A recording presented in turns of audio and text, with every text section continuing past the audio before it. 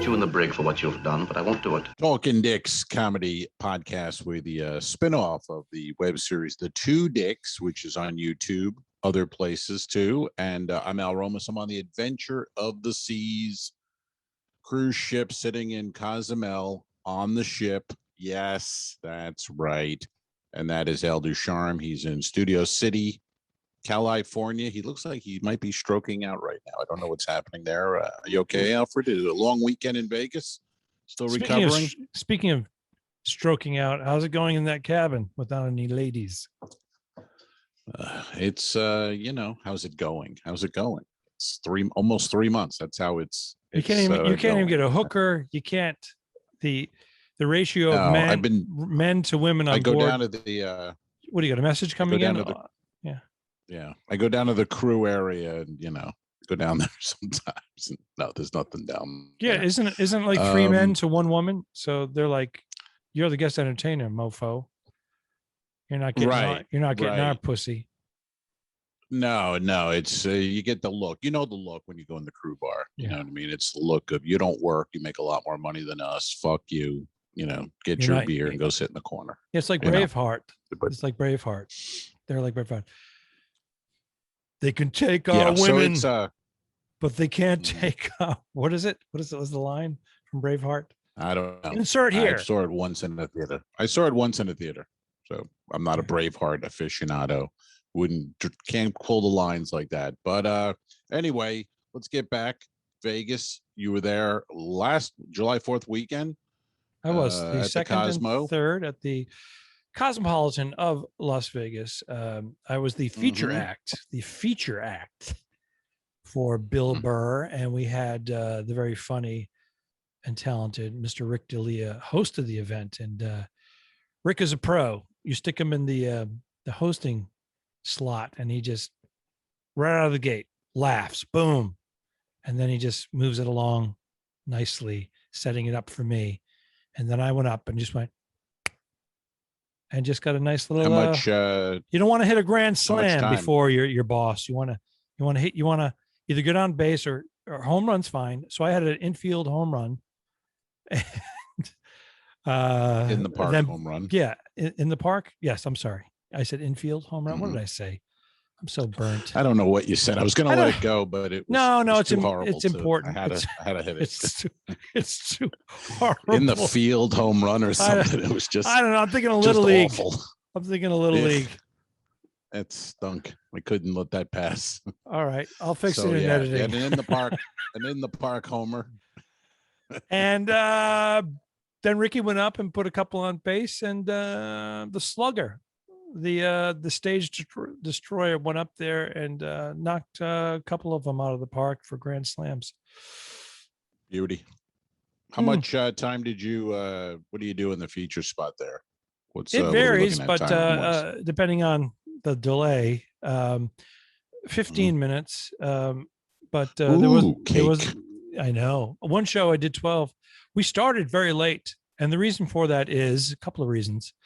One, these shows were postponed twice because of the pandemic. Originally in March of 2020, we were supposed to do it, and then it was moved till June of 2020, and then finally it rescheduled to the 4th of July weekend, 2021. A year later. Yeah. So all these people that held on to their tickets, they had an option of a refund.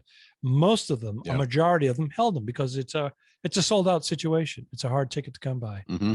And so there was rescheduling, and then a lot of them that kept them actually, because you can max out 3,200 seats per show, but they have to make a lot of adjustments. And some of it is standing room in the back, blah blah blah. So it's 2,700 sitting comfortably. So what happened was some of the people, I don't know, a few hundred, couldn't even make it after keeping those tickets and had to eat it. So then they were trying to resell some of the seats. Sure. And then because of the and because of the shooter from the biggest massacre in the history of mass shootings, everybody has to be searched. It takes a long time. And then this is the first main event they've had at the Cosmopolitan since the pandemic. So everybody was rusty, and everybody was kind of like, and the staff was amazing, super courteous, but they were like, hey, Jones, do we do it this way? Do you remember? No, that's got to be Smith's detail. Get his crew to take care of it. It was like, there's a lot of that. So by the third show, we were rocking and rolling, but tremendous response. It was a big comedy weekend in Vegas. I saw Chappelle was at the MGM. Yeah, he was just right across the way. Did you hang? Was there a hang with Chappelle at all? Was there anything along those lines? No, it was, I know Chappelle as well, but he wasn't texting me. He was texting Bill. And he said, why don't you guys come over and hang? And Bill was like, I'm not into it because this is not supposed to be public, but he goes, I'm tired. He goes, I'm too old. And he goes, and when you go to Chappelle's things, which he's done many times, it's a whole thing. It's a whole there's like entourage upon entourage upon entourage. And there's like a throne area, and there's like a wall of security. And then Bill's he is on the inside of that. But then there's people that want to come up of all ilk, like famous people and whatnot. It becomes like this crazy, and he sold 62,000 tickets. So think about that. Multiple shows, but 62,000 tickets.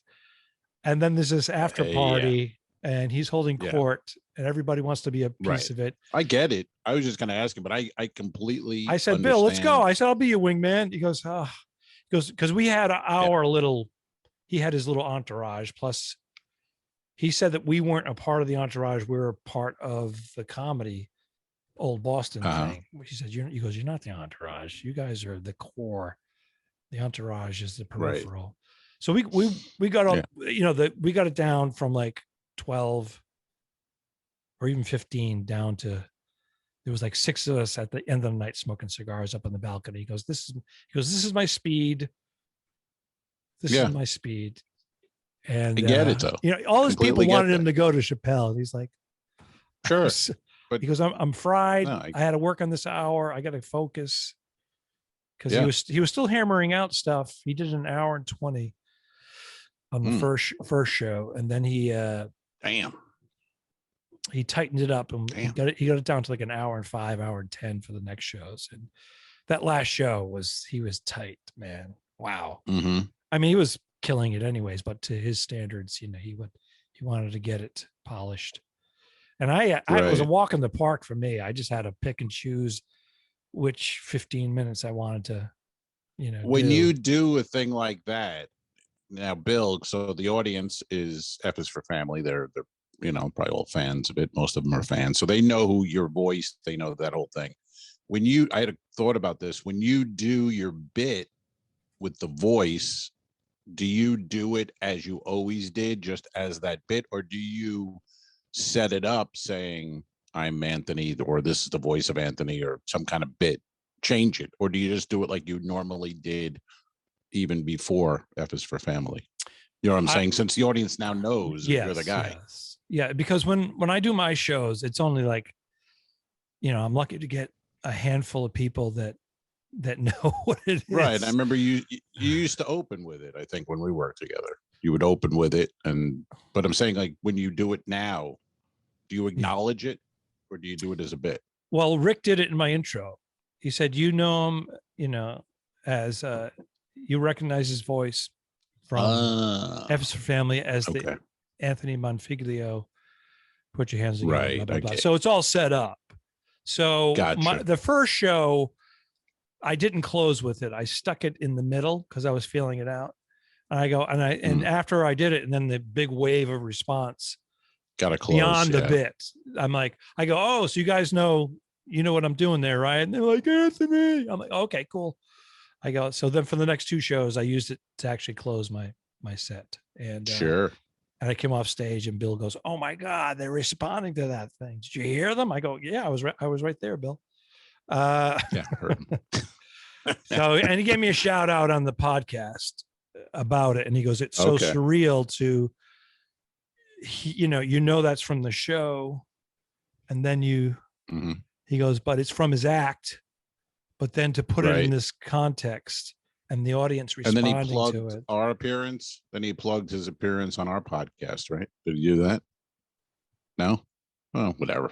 I was not. Thanks. Thanks, Bill. I was not in his home studio when he did that, so I couldn't prompt him. I was just happy to get a shout out. He gave me 2 minutes. Gotcha. On his now, podcast. when you do that, just one more of these, and then we'll move on. But when you do the bit now, because the audience knows you're the guy, this is the voice. Do you do the bit as you always did? No, I know you asked that. Or is it changed now? No, but I'm saying I asked it, but you didn't really answer. Well, I'm still processing it because I've done it different ways. Sometimes I go, hey, I've set it up before where I go, I'm on F is for Family, and this is the bit that got me the gig. It's from my act. Let me know if you recognize it. I've done that. I've also done it after I've done the bit. And and I've done it exactly the way I've done without mentioning it to see. I'm experimenting to see who responds to it. Now, when I was on a cruise ship, when I had 1,000 people or 900 people in the theater, yes, then I had like 50 or 60 people that knew exactly what it was without me saying anything, and they responded. Right.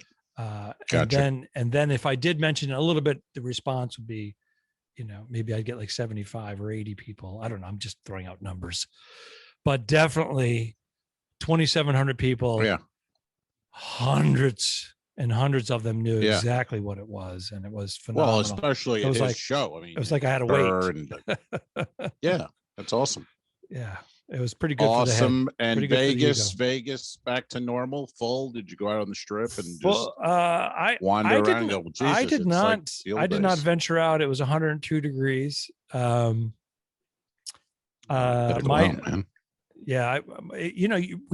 flew out Friday morning. And we got there by the time it's I'm telling you right now, I sent Bill a little clip I said, hey man, I took some backstage footage, behind the scenes stuff, and don't want to release it until I get your permission. And then I sent him a clip of 1974 Elvis Presley girl blowing him. Oh. Thanks for stomping on the bit. 1974.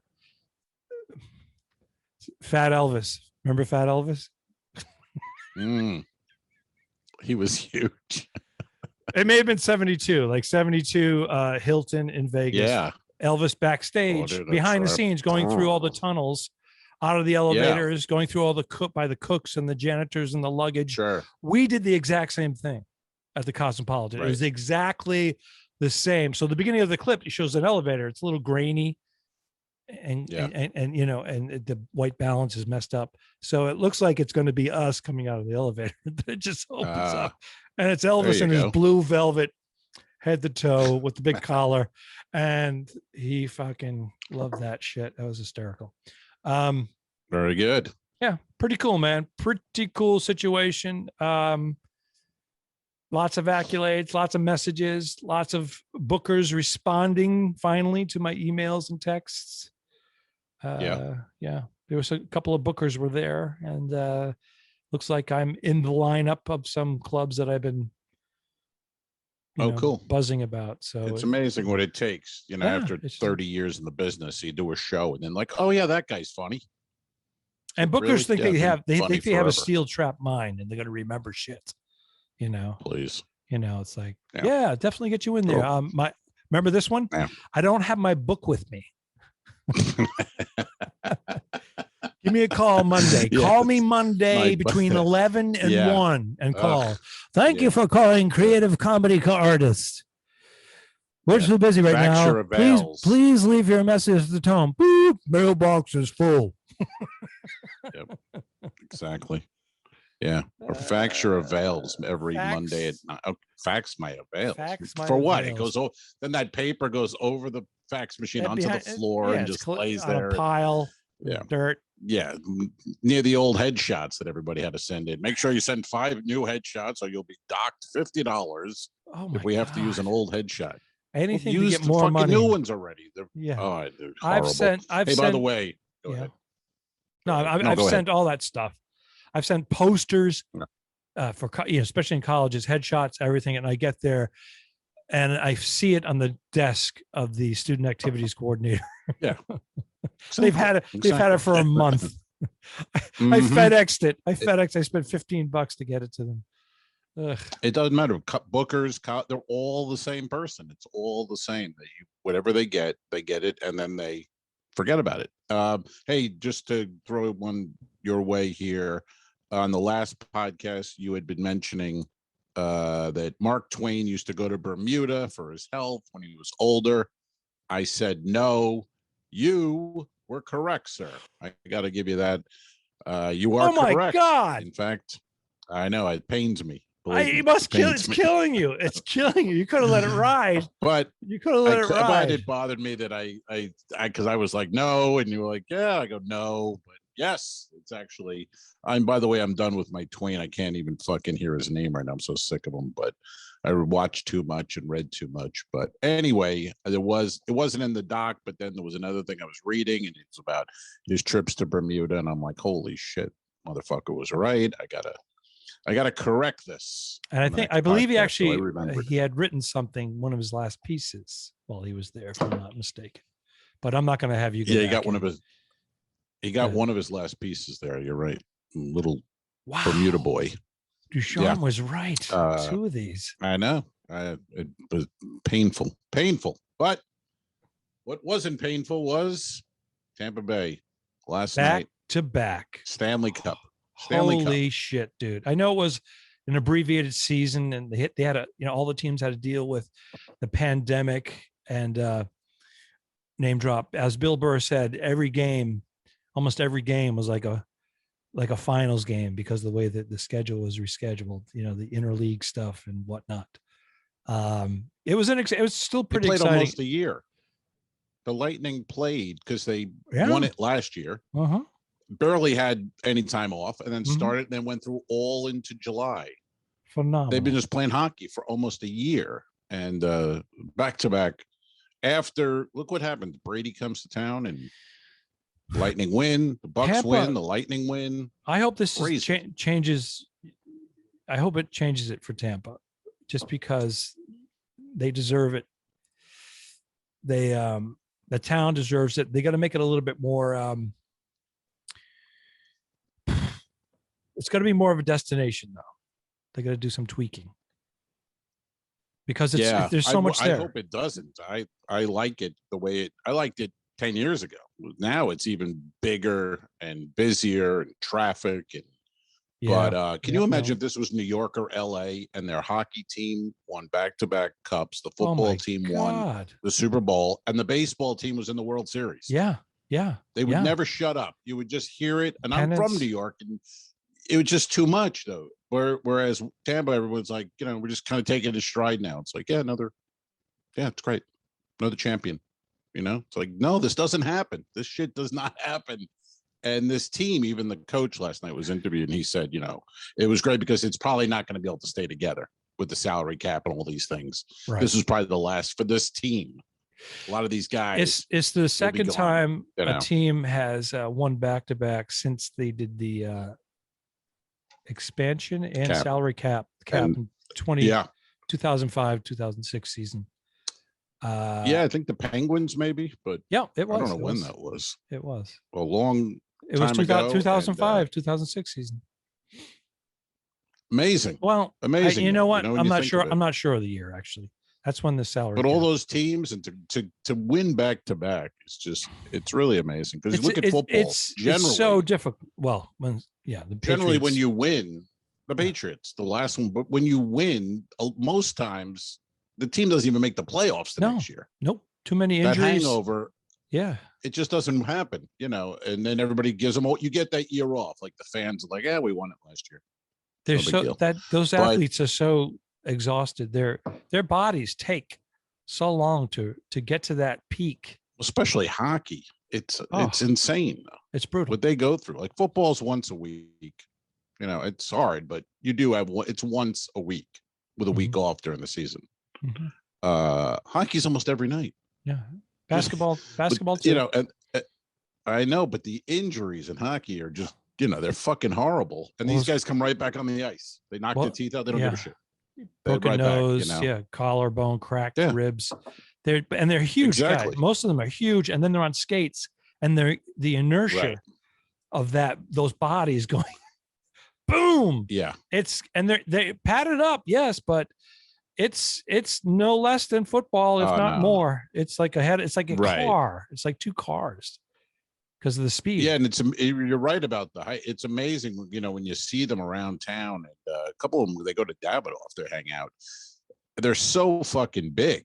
Mm-hmm. You don't even think about it when you're just seeing them on the ice or on TV. But you're talking about 6'5", 6'6", Russian or these fucking guys, man. And then throw three inches more because of the skates. 4 inches. Yeah. Right.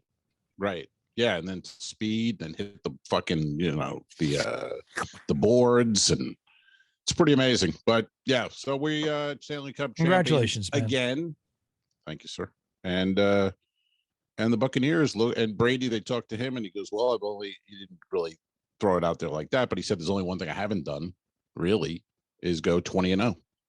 So, because they were asking about that's because of that. That's because of that friggin'. Well. There is a team in New York that have stopped him from 20-0. There might be a team. And not only did they stop them 20-0, yes, they stopped them for the regular season. Right? Mm-hmm. Is that accurate? Or was that playoffs? Well, no, I'm sorry. I'm sorry. That was a regular season. No, I know the Giants beat them in the Super Bowl. The helmet fucking catch. Yeah, David Tyree. Yeah. Because Eli decided to become his brother. Well, Peyton said if it wasn't for our mom, Tom Brady would have 11 Super Bowls. Because the only people who beat him is Peyton and Eli. Mm-hmm. Eli twice, Peyton twice. So there you go. Mm-hmm. If Olivia Manning doesn't have those boys, Brady's got 11 Super Bowl rings. One way to look at it. Another way to look at it is well. Before you go into for the questions, I'm taking notice of the backdrop you have today. I believe that is the Two Dicks from the Two Dicks web series, and I believe that's from the Cold Case Files at the end there. And I believe we are smoking T52 cigars. That's the hand rolled with a little bit of oil, and they're a little bit on the dark side, and they're strong cigars. They're not medium. I think you're correct. Liga? I was thinking Liga Privada? Liga. I was thinking, which one was it? I think it was the T52. It was brand new at the time. This is probably 2 years ago at least, and they had just come out, and Davidoff had just gotten them. So I grabbed a couple, and we finished the episode. And we fired them up, and you can see that if you have the patreon.com/the2dicks. But this was the end of a shooting day. What do you got there, sir? I just wanted to see. Can you see this?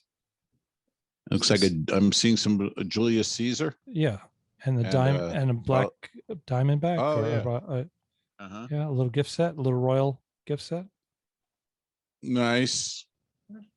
Very nice. Mm-hmm. Where'd you get that? A gift. Was that a gift? No. Right. Very good. BB, that's his code name, by the way. BB is entering the building. He gave me some Cubans that were. Really? Yeah. Which what kind of Cubans was it? Was it a Monty? Was it Upman? What were we smoking here? Cohiba? What were we? No, not a Cohiba. The Havana. The Hoyo. Let's hit it. We got some questions, sir. Questions. These are questions. These came over the Facebook story. Facebook story. I put it up there, and a couple of questions here. We got the first one coming in. This was from Mike Clark.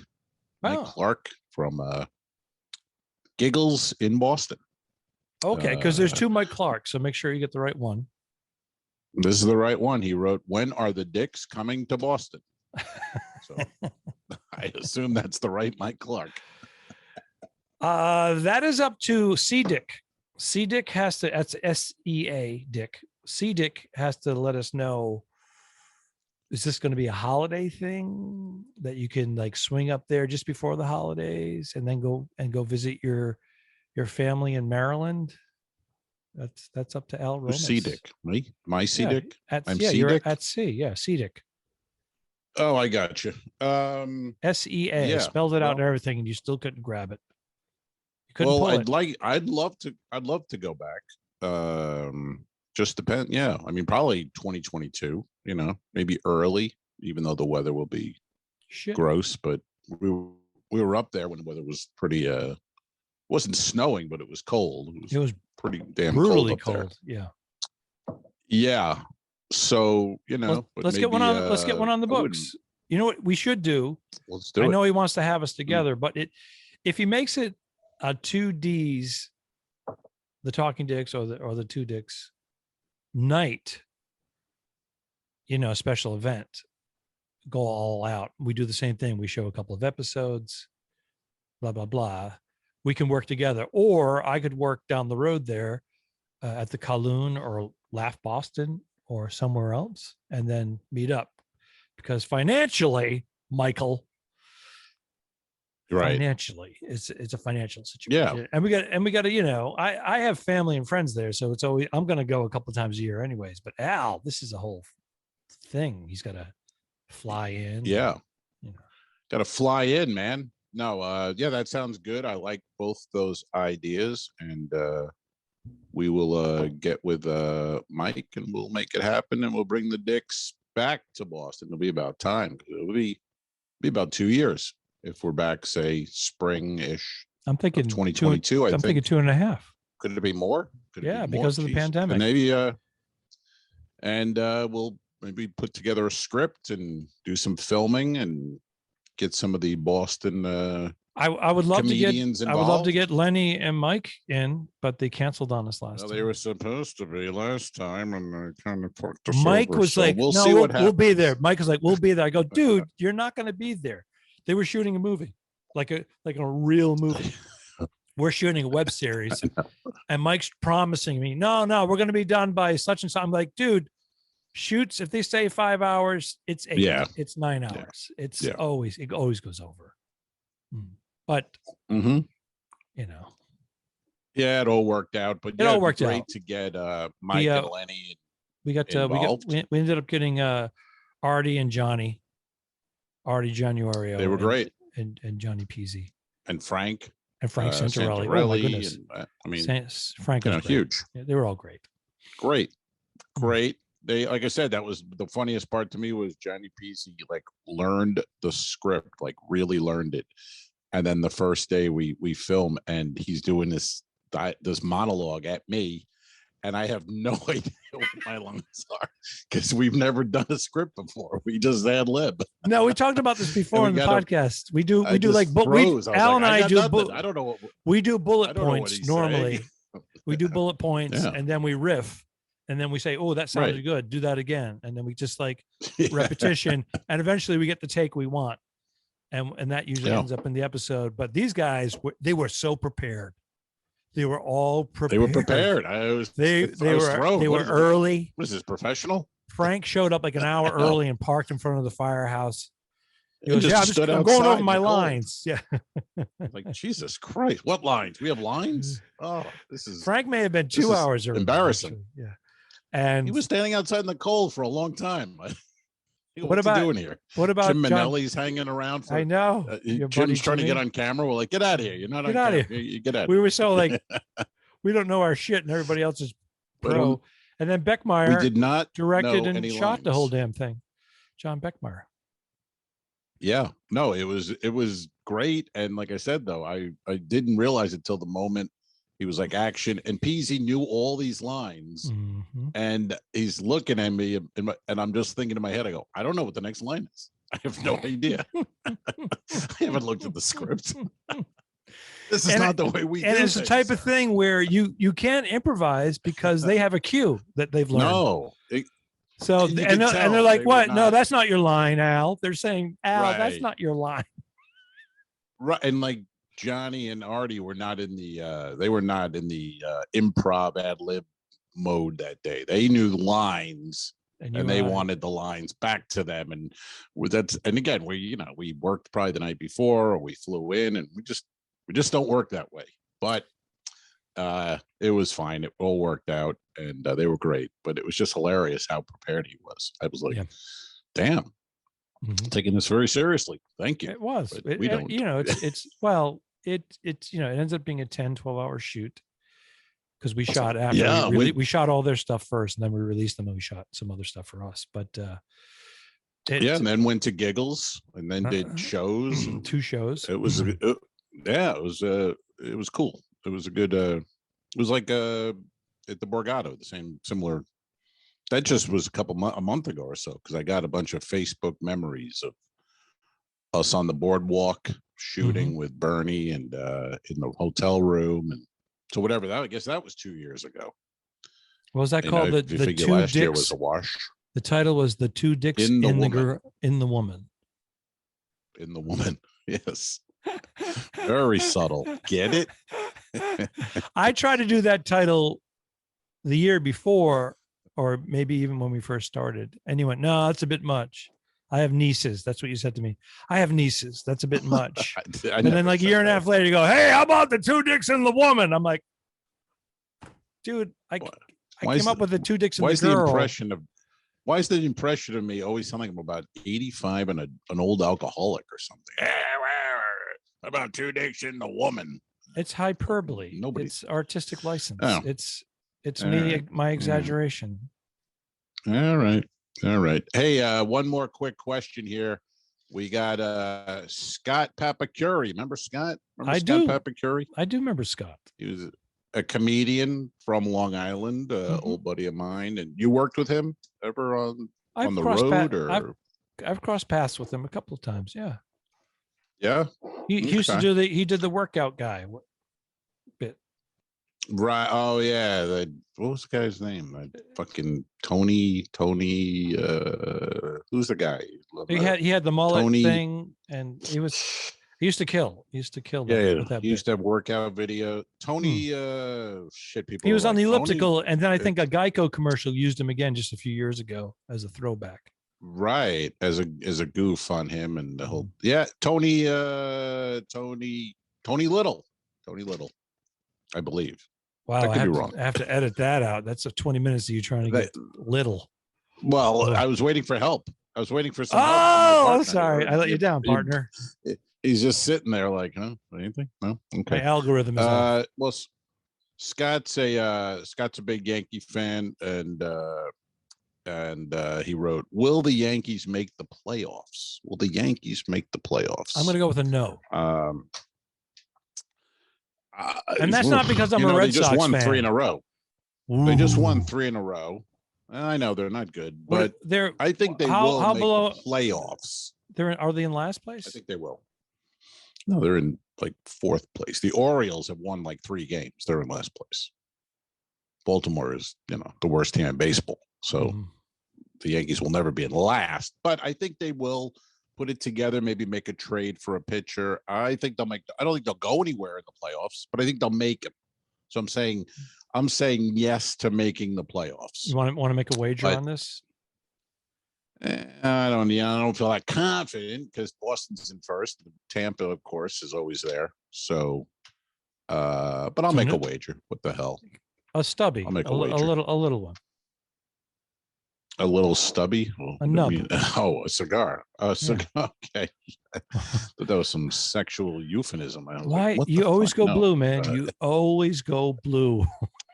Well, when you go, how about a stubby? I'm like, I've been alone for 3 months, sir. A nub. You know what I'm saying? If you will. I'm in a shorty short. A nub. Yeah.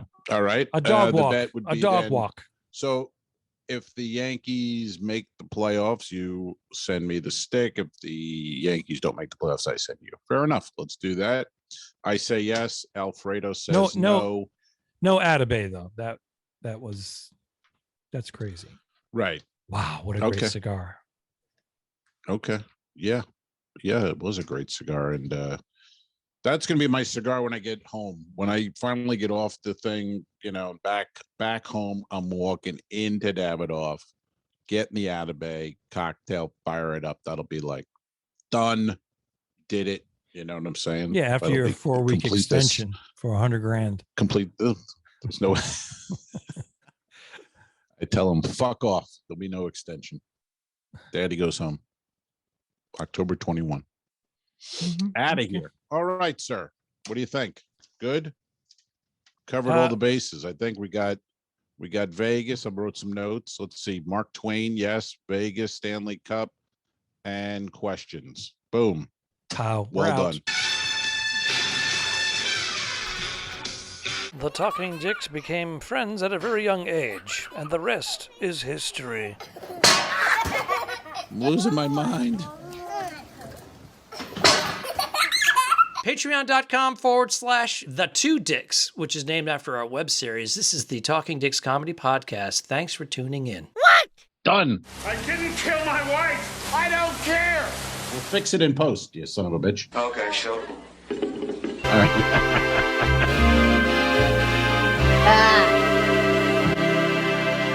Subscribe. Mary. Go to patreon.com/forward2dicks. If you shoot me, you won't see a cent of that money. Why? I think it ends on that. That's beautiful.